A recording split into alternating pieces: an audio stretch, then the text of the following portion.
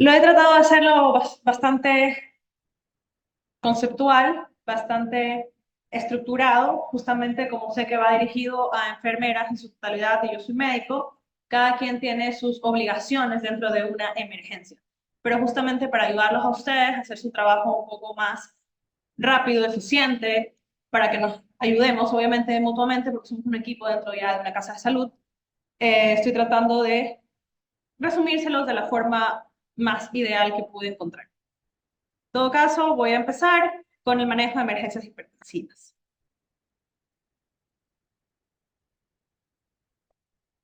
No, sí, no. Ah, ya, perdón.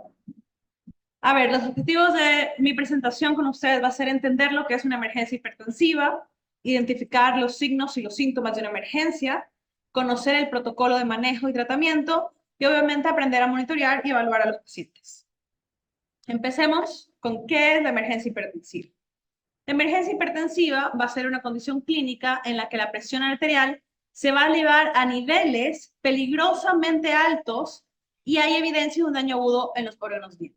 ¿Cuáles son estos órganos diana? Como ya sabemos, es el corazón, el cerebro, los riñones y los vasos sanguíneos. ¿Cómo vamos a reconocer primero los valores altos en la hipertensión? Va a ser justamente una presión arterial sistólica mayor a 180 y una presión arterial distólica mayor a 120.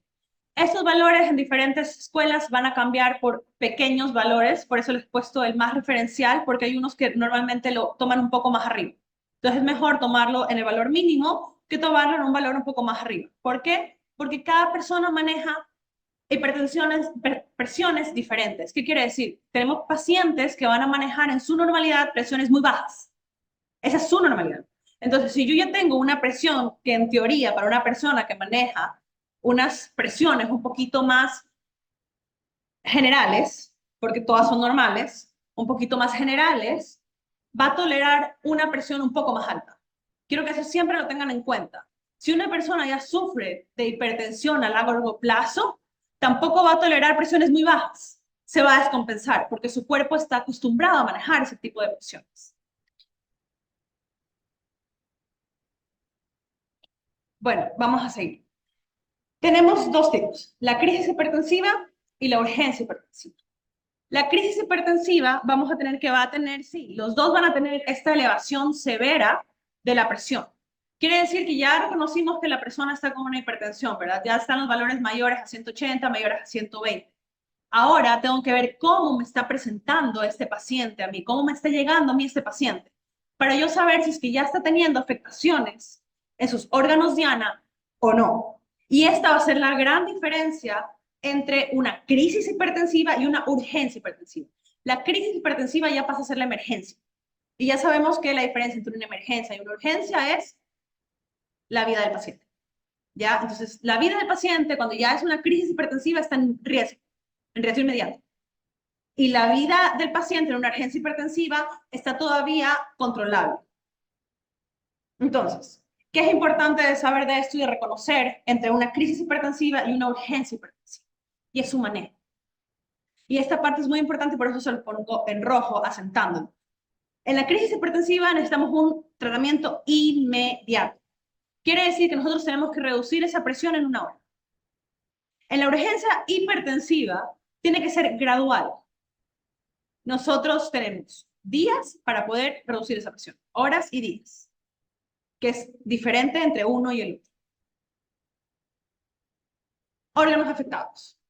Entonces, vamos a tener que entre los órganos afectados teníamos los órganos diana, ¿verdad? En el cerebro vamos a poder presentar encefalopatía hipertensiva, accidente cerebrovascular.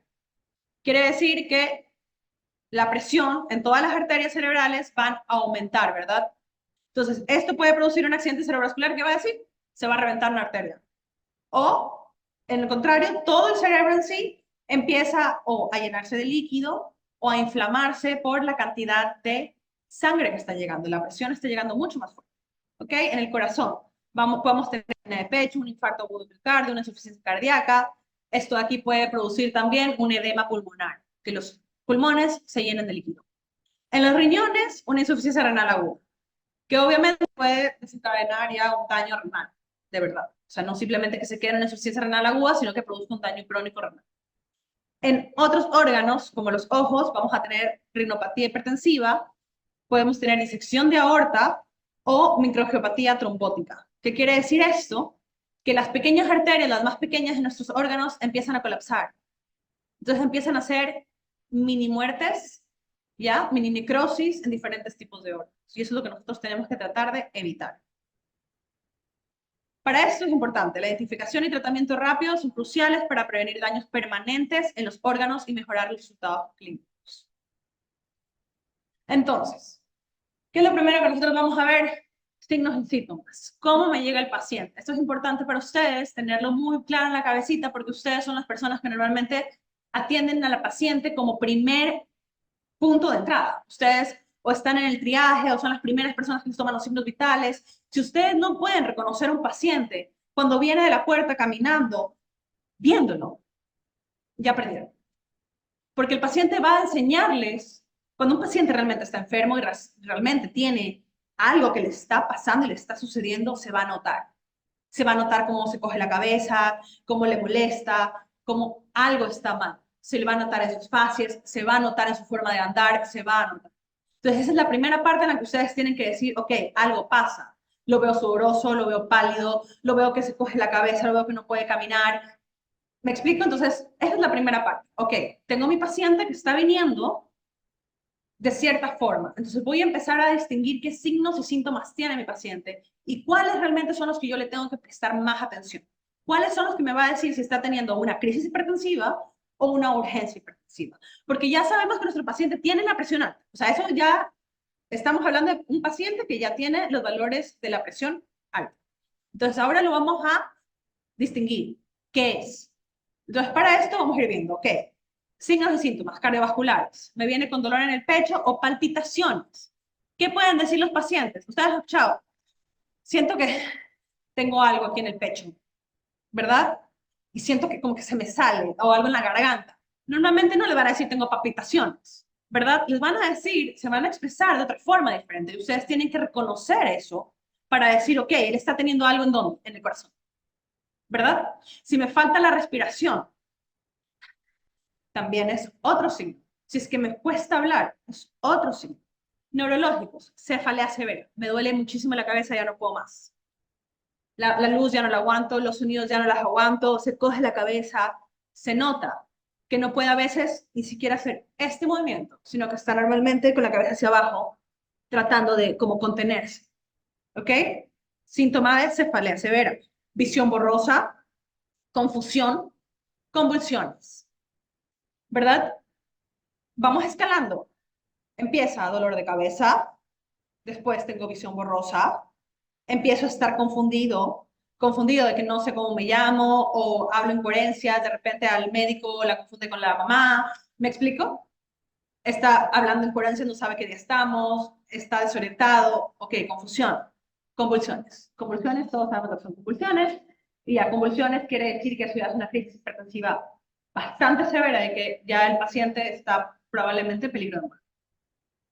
Renales, vamos a tener hematuria, perdón. Vamos a tener hematuria, que eso es sangre en la orina, disminución de la diuresis. ¿Qué hay que hacer cuando un paciente ya sabemos que está en una crisis o una urgencia hipertensiva? Una de las cosas que hay que hacer es ponernos una sonda. Uno tiene que controlar. Ya cuando mi paciente ingresó, yo tengo que ver si es que está o no con líquidos, qué es lo que está, una sonda. Yo tengo que saber qué es lo que él está botando, qué no está botando. Si es que los órganos se me están dañando o no se me están dañando. Y la única forma que nosotros tenemos como ver eso es contabilizando.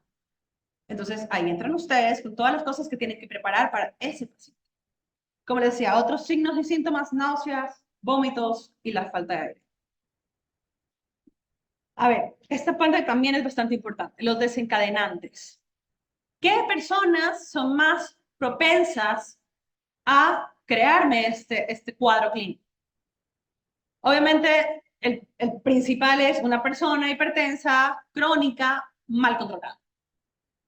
Esa va a ser la causa número uno normalmente que vamos a encontrar en cualquier lugar, que va a ser una persona hipertensa mal controlada. que sabe que es hipertenso y no se toma la medicación como debería, o dejó de tomar la medicación porque es que no me gustaba, no me hacía bien, o el médico me la cambió, todas las excusas, pero es normalmente la primera causa. Y siempre hay que tener en cuenta esa historia clínica cuando uno se la hace al paciente. Impacto. Obviamente, aumenta el peligro de la presión arterial y puede provocar una elevación rápida y severa de la presión. Y en las complicaciones, todas las que hemos hablado anteriormente, ¿no? Enfermedades renales. Un paciente que venga con algún tipo de enfermedad renal, especialmente, como les pongo aquí, la glomerulonefritis, que quiere decir que está teniendo ya problemas en los riñones, que tiene parte de los riñones muertos, estenosis de la arteria renal, que hay un colapso en la arteria renal y justamente puede provocar esto una elevación de la presión. Pero esto no es porque yo sufro de hipertensión. Esto es porque yo sufro de un problema renal que me está causando colateralmente una hipertensión. Entonces, ahí es que cuando uno dice historia clínica, uno no puede descartar que él no está teniendo esa complicación. ¿Y qué pasa aquí también? Si yo ya sé que él tiene como antecedentes una enfermedad renal, se vuelve automáticamente un paciente de emergencia. ¿Por qué? Porque uno de sus órganos, Diana, ya está comprometido. ¿Sí me hago entender? Eso siempre hay que tener en cuenta, porque es muy importante revisar las historias clínicas, es muy importante preguntar. Y peor si están en un lugar de primera atención, cuando ustedes son las primeras personas que están recibiendo al paciente. Y tienen que hacerle, por ejemplo, triaje. ¿Ya? No pueden simplemente coger y mandar al paciente porque dicen, ay, no, ya, se tiene que tomar vía oral y no. Tienen que hacer bien su historia clínica para saber si es que o lo mando o lo hago entrar. Vamos a tener trastornos endocrinos. Pacientes con tumor de la glándula adrenal, como es el feocromocitoma, el síndrome de Cushing, esos pacientes que ustedes lo ven con la carita redonda, muy peluditos, asumo que en algún momento tuvieron que ver alguno de estos pacientes que justamente vienen así, no los puede ver, por eso les digo, aprender a reconocer a los pacientes por cómo los veo físicamente, cómo caminan, cómo entran a mi área de la emergencia, es muy importante. Ustedes tienen que aprender a observar a los pacientes, ¿ya? Entonces, justamente, si yo veo a un paciente que va a estar más o menos en estas características, pregunto un poco más, ¿no? Usted toma cierto tipo de medicación, toma corticoides, está tomando algo, está haciéndose tratar de algo, tiene alguna otra enfermedad de base de años. Uno a veces tiene que preguntar de diferentes formas lo mismo, porque los pacientes a veces no les dan la respuesta que queremos y sin embargo es la misma pregunta, ¿ya? Tenemos también el hiperaldoterorismo, que va a hacer la producción excesiva de testosterona. Entre todo esto vamos a tener, como todo, una hipertensión severa sostenida. Estos trastornos van a causar aumentos significativos y persistentes en la presión arterial y que va a producir, obviamente, un mayor riesgo cardiovascular, cerebrovascular y renal. Aquí, perdón, dos partes importantes. Las mujeres embarazadas. Las mujeres embarazadas, especialmente mujeres que tengan la barriga muy grande, son normalmente esas mujeres que están con preeclampsia. Eso es una forma de verlo. Unas barrigas muy grandes o personas que estén obesas ya embarazadas o con mucho sobrepeso embarazadas, normalmente saben tener preeclampsia o son más propensas a la preeclampsia. O pacientes que tengan antecedentes, esos pacientes difíciles, por ejemplo, de las zonas rurales, alto consumo de drogas, alto consumo de alcohol, sin controles, que se toman que los montes, que todo esto, son pacientes muy propensas a preeclampsia. Y, por supuesto, si son propensas a eclampsia, la preeclampsia, la eclampsia está a una línea de disparación. Eso es muy corto. Eso puede ser en cuestión de minutos que una paciente preeclámptica pasa a ser eclámptica. Entonces, son cosas que uno tiene que tomar en cuenta. Si yo tengo una paciente que está teniendo dolores, que está teniendo hinchazones, que, como les digo, ya está teniendo la presión elevada, yo no la puedo mandar.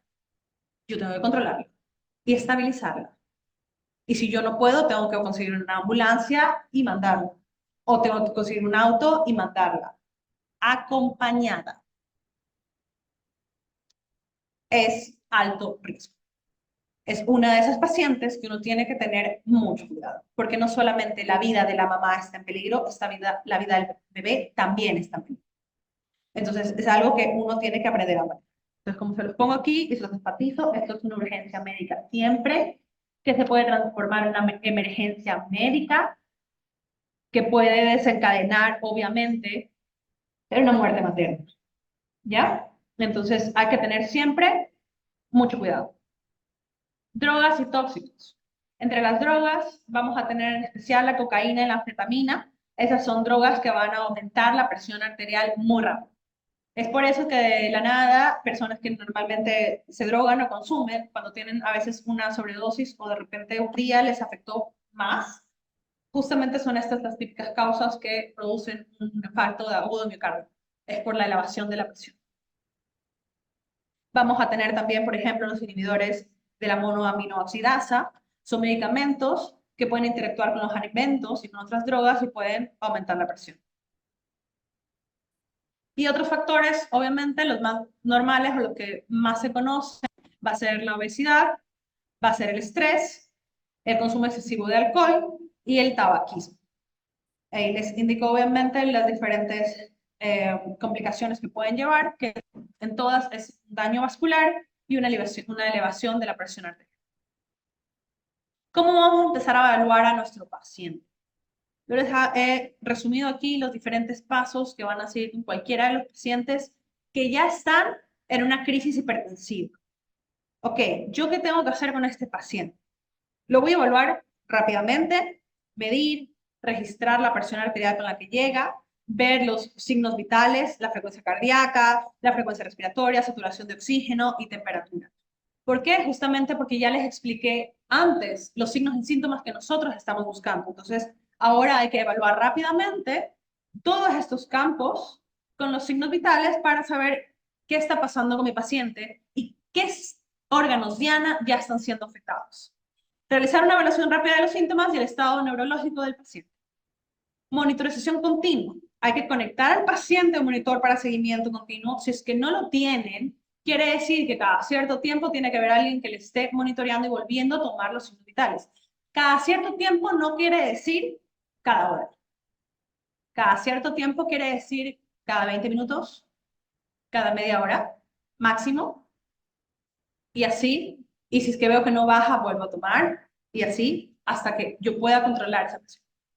¿Okay? Establecer una vía intravenosa para la administración de medicamentos y fluidos. Porque esa es la parte importante de aquí. Una persona que ya está con crisis hipertensiva, el tratamiento es intravenoso. Una persona que está en una urgencia hipertensiva, el tratamiento es oral. ¿Cuál era la diferencia? Que nosotros necesitamos que en una crisis hipertensiva, en una hora, baje el 25% de la presión. En una hora. ¿Por qué? Porque los órganos diana ya están comprometidos. En una urgencia hipertensiva, yo puedo esperar horas a días. Es más, lo tengo que hacer gradual como ya lo habíamos hablado. Entonces, en una el tratamiento es oral y en el otro el tratamiento es intravenoso. ¿Qué tratamientos vamos a usar? Aquí les he puesto simplemente 3 de referencia como para que tengan una idea. ¿Qué va a ser? Nitroprusiato de sodio, que es un vasodilatador de acción rápida, útil para emergencias hipertensivas graves. El labetalol es un beta bloqueante y alfa bloqueante efectivo para reducir la presión arterial rápidamente. Y la nicardipina, que es una de las que más se usa aquí, es un calcio antagonista ideal para pacientes con afectaciones cardíacas. La dosis inicial de ajuste se va a, obviamente, administrar la dosis dependiendo del paciente que nosotros tengamos al frente y hay que seguir monitorizándolo, obviamente, como les estoy diciendo. Lo ideal es conectarlo a un monitor para que nos esté dando todo el tiempo las presiones para que no se nos descompense el paciente. Nosotros tenemos que estar pendientes para que el paciente no se descompense, que eso también es, obviamente, muy importante. La evaluación continua del paciente y ajustes al tratamiento, que es justamente lo que les digo, es muy importante empezar a medir la presión arterial cada 5 o 15 minutos hasta alcanzar niveles seguros. Reevaluar el estado neurológico y la función de los órganos cada 30 minutos. Realizar un electrocardiograma para ver cómo está nuestro corazón y analizar el laboratorio para monitorear la función cardíaca, renal y metabólica. Ok, ajustes de tratamiento. Al reducir, como les decía, nosotros estamos reducir la presión arterial el 25% en la primera hora. Eso es crucial. Y después el resto en el resto de 24 horas. ¿Ok? Ahora, criterios de estabilización y seguimiento.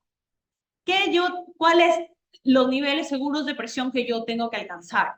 Ok, los criterios de estabilización. Alcanzar una presión arterial segura y estable. Por ejemplo, 160, 100. Es una presión que, aunque sigue estando elevada, es una presión que ya no va a causar daños en los órganos de diana. ¿Por qué pongo este valor que puede sonar muy alto también? Porque normalmente cuando una persona está en crisis hipertensiva no están en 200, 120. Normalmente ya están en 320, 200. Ya, normalmente ya los valores están mucho más elevados, pero es una persona, como les estaba diciendo, un hipertenso crónico. Un hipertenso crónico puede aguantar presiones más elevadas sin tener daños. ¿Ok? Entonces, todo esto hay que tenerlo en cuenta. Ausencia de síntomas agudos y estabilización de la función de los órganos. ¿Qué quiere decir? Sigue orinando normalmente, le hice todos los exámenes, el corazón está bien, todo está bien todavía, neurológicamente está bien, está orientado, no hay ningún problema. Ok, puedo contarlo como que ya está estabilizado mi paciente. Seguimiento. Dependiendo de nuestro paciente, normalmente si es un paciente que ya está en crisis hipertensiva y con problemas en órganos diana, se lo pasa a UCI o cuidados intermedios dependiendo del lugar en el que estemos. Si es que estoy en una zona rural y ya lo estabilicé, lo mando en una ambulancia hacia un hospital. ¿Ok? Esto es muy importante. Y se tiene que continuar, como les estaba diciendo, una monitorización de los cuidados intermedios hasta que el paciente esté estable y se vaya con medicación. Ok, en pacientes con afectaciones específicas, como les decía, insuficiencia renal, o sea, ya es un paciente con insuficiencia renal, hay que ajustar la dosis y monitorizar la función renal estrechamente. ¿Por qué? Porque justamente esta crisis hipertensiva puede producir una insuficiencia renal aguda. Y si ya tengo un paciente con problemas renales, es más propenso a desencadenar esta falla renal aguda. Y el paciente se nos puede complicar muy rápido. Insuficiencia cardíaca, hay que evitar la sobrecarga de fluidos. Como ya les decía, si el corazoncito empieza a tener problemas, los pulmones empiezan a tener problemas. Entonces, los pulmones empiezan a llenar de líquido. ¿Ya? Entonces, nosotros no podemos encharcar al paciente. Por eso hay que monitorizar. Porque si yo le pongo mucho líquido a mi paciente y le pongo una vía muy rápida, ese paciente va a empezar a llenarse de líquido en los pulmones. Entonces, hay que tener en cuenta, hay que monitorizar a esos pacientes, no se los puede dejar solos. Esos son los pacientes que realmente son críticos y uno tiene que estar de la mano con ellos. ¿Ok? Y según esto, uno va obviamente a ajustar la medicación según la función. Complicaciones potenciales, lo que decía, como número 1, hipotensión severa. A veces que simplemente la medicación se absorbió muy rápido en este paciente, actuó muy rápido en este paciente y tuvo un descenso de la presión de forma agresiva. Puede, como les estoy diciendo, causar una hipotensión, que no es lo que queremos, o una reacción adversa a los medicamentos. Para terminar, les he hecho un cuadro comparativo entre lo que es una urgencia hipertensiva y una crisis hipertensiva. Entonces vamos a empezar que la hipertensión entre los dos va a ser la misma. Es 180, 110. Ok, valores encima de 180, 110. Tengo mi paciente. Ahora, ¿qué veo? La clínica. Me voy a la clínica. Ok, ¿qué tiene mi paciente? Escuchen esto. En una urgencia hipertensiva, les voy a decir cosas como, me siento ansioso. ¿Por qué? La gente, cuando dice me siento ansioso, ¿qué es? Me sudan las manos, las palpitaciones, la taquicardia, que siento mi corazoncito que me late rápido, me siento intranquilo.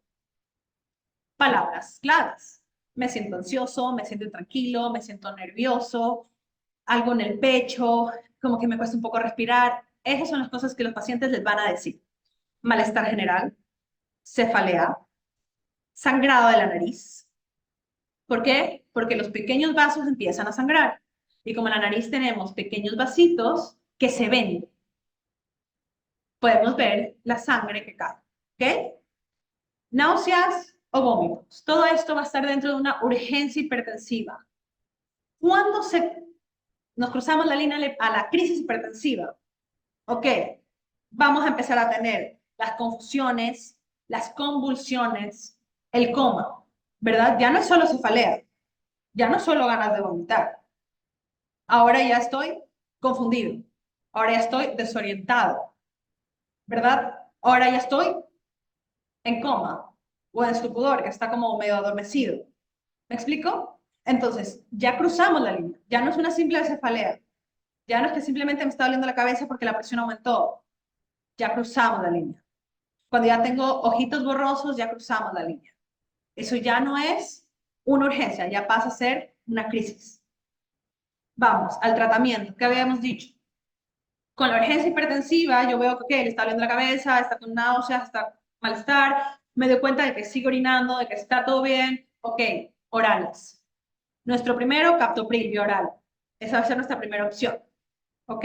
Si no, tenemos que hablar también con la paciente. ¿Qué usted toma? ¿Qué toma normalmente? ¿Cuándo fue la última vez que tomó su pastilla? Etcétera. Y de ahí vamos a ir guiándonos con eso. O si no, antihipertensivo intravenoso. ¿Cuál va a ser el de la primera opción? Nitroprusiato de sodio intravenoso. Esa va a ser nuestra primera opción. ¿Ok? Manejo. Clarito está. Primer nivel de atención en urgencia hipertensiva. Porque todavía no hay compromiso de los órganos diana. Pero cuando ya es una crisis hipertensiva, cuando ya tengo a un paciente que me está presentando signos y síntomas de compromiso de órganos diana, ese paciente tiene que ir a segundo o tercer nivel porque termina en UCI, termina en cuidados intermedios, termina hospitalizado. El paciente no va a irse a su casa ese día. Ya está comprometido, ya está teniendo complicaciones. Cuando estamos hablando de una crisis hipertensiva, como les vuelvo a decir, es una emergencia. La vida del paciente está en peligro innato. En cualquier momento se nos muere. Entonces, es de segundo y tercer nivel donde tenemos las herramientas y las cosas para poder manejar a ese paciente. Si estamos muy lejos, se estabiliza y se manda al paciente. ¿Ok? Muy importante.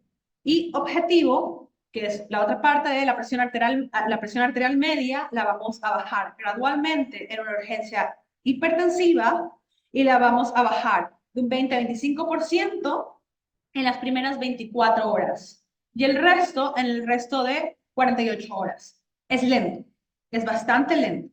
No hay compromiso en los órganos diana. Del otro lado, la crisis hipertensiva, en lo contrario, como les dije varias veces ya, dentro de la primera hora tenemos que por lo menos bajar el 25% de la presión que está manejando el paciente en ese momento. ¿Ok?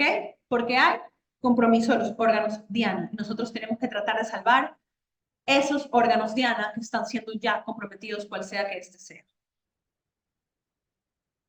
Gracias.